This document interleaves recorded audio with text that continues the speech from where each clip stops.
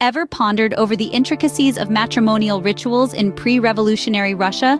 Well, buckle up as we delve into the historical evolution of marriage searches from the 16th century all the way to the October Revolution of 1917.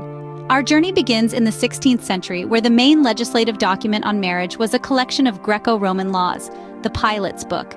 However, as the times changed, so did the matrimonial laws.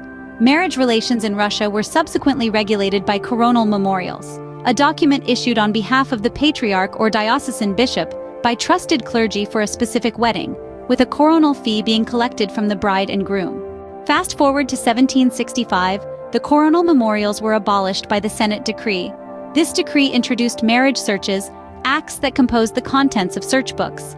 These searches were an eightfold examination by the priest, covering everything from the rank and condition, place of residence, age, lack of carnal and spiritual kinship and properties, marital status, mutual consent, consent of parents, to the necessary written documents attached to the search.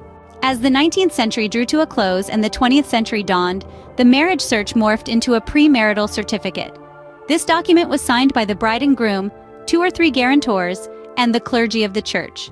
Original documents were attached to it, some of which are kept in the search book, with copies of other documents copied into this book, and the originals returned with a mark about the marriage, signed by the priest. The form of the marriage search, established in 1765, underwent a significant change in 1837. However, with the sweeping winds of the October Revolution, the marriage search fell out of use due to the church's loss of legal right to enter into and dissolve marriages. In today's world, a certificate from the registry office replaces the role of a marriage search for those getting married. This change arises from the fact that the church no longer has the opportunity to independently verify whether the marriage being concluded is the only one. Interestingly, in the Polish Orthodox Church, the tradition of the marriage search is still very much alive. In a nutshell, the journey of marriage searches in pre-revolutionary Russia is a fascinating tale of evolving matrimonial laws.